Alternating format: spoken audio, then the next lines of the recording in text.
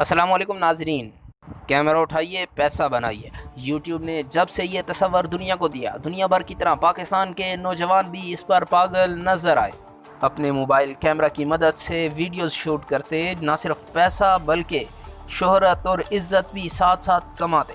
آج ہم پاکستان کے ولاگرز میں سے ایک بڑا نام ولاگرز کا زین العابدین کا اس کا تعارف پیش کرنے جا رہے ہیں۔ زین کی ویڈیوز اگر آپ دیکھیں تو اس میں کچھ زیادہ خاص نظر نہیں آئے گا۔ روزانہ کی روٹین، روزانہ صبح ناشتہ کرنا، کھانا بنانا، رات کو کھانا کھانا، بھائیوں کے ساتھ گپ شپ کرنا، والد کا انٹرویو، اپنے والد کے بارے میں چند باتیں وغیرہ وغیرہ۔ اسی طرح کی ویڈیوز بناتے بناتے وہ آج اتنے فیمس ہو چکے ہیں کہ ان کے 3 لاکھ سے زیادہ سبسکرائبر ہیں۔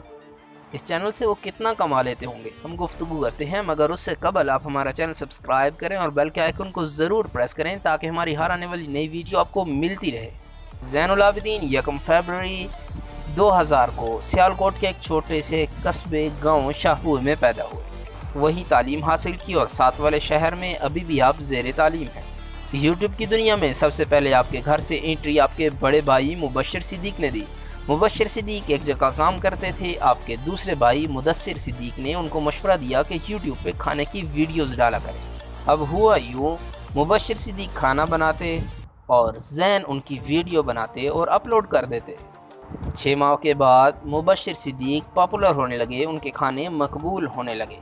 ان کو دیکھا دیکھی زین نے بھی اپنا چینل بنایا، لیکن یہ انہوں نے کھانے نہیں بنائے، یہ اپنی ویڈیوز خود بناتے، عام ولاگرز کی طرح گفتگو کرتے، اپنی عام روٹین شیئر کرتے اور ساتھ اپنے مبشر بھائی کو بھی بیچ پہ لاتے۔ ان سے ان کا چینل زیادہ گرو ہونے لگا جلدی۔ جو مبشر صدیق کا چینل گرو ہوتا چلا گیا، 20 لاکھ سے زائد سبسکرائبر ہوتے چلے گئے، اس کا اثر آپ کے چینل پہ بھی پڑا اور آپ کا چینل بھی اسی رفتار سے بڑھتا گیا۔ آپ کے والد کا نام محمد صدیق ہے، جو کہ فوج میں ڈرائیور رہے۔ ریٹائرمنٹ کے بعد ٹریکٹر چلایا اور پھر ہینو بس اور اس طرح کی دوسری کار چلاتے رہے اور مختلف ملازمتیں اختیار کی۔ 2019 میں زین نے ایک انٹرنیشنل ولاگر سمٹ میں شرکت کی، جہاں کے مہمان خصوصی چائنا کے سفیر تھے۔ یہاں انہوں نے پاکستان کے بڑے یوٹیوبر ڈکی بائی، رضا سمو سمیت کافی دوسرے یوٹیوبر سے ملاقاتیں کی۔ اس کے بعد ان کا کہنا تھا کہ میں نہیں جانتا تھا کہ میرے اتنے زیادہ فین ہیں، کیونکہ مجھے دوسرے یوٹیوبر سے ملاقات کا وقت ہی نہیں ملا اور میرے فینز میرے ساتھ سیلفیاں لیتے رہے۔ زین عام طور پہ اپنی برتھ ڈے کو سیلیبریٹ نہیں کیا کرتے، لیکن 2020 میں انہوں نے اپنی برتھ ڈے سیلیبریٹ کی اور بڑے منفرد طریقے سے سیلیبریٹ کی۔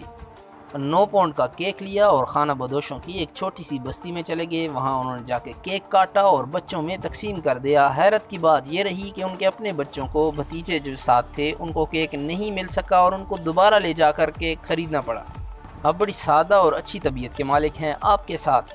شروع کی ویڈیوز میں آپ کا ایک دوست علی نظر آتا رہا، جو کہ بعد میں نہیں آیا۔ اس کے گھر والے اس پر پریشر ڈال رہے تھے کہ وہ کوئی نہ کوئی کام کرے۔ زین نے اسے موبائل لے کے دیا، چینل بنا کے دیا اور کام پر لگا دیا۔ یہ ان کی شخصیت کا آئینہ ہے۔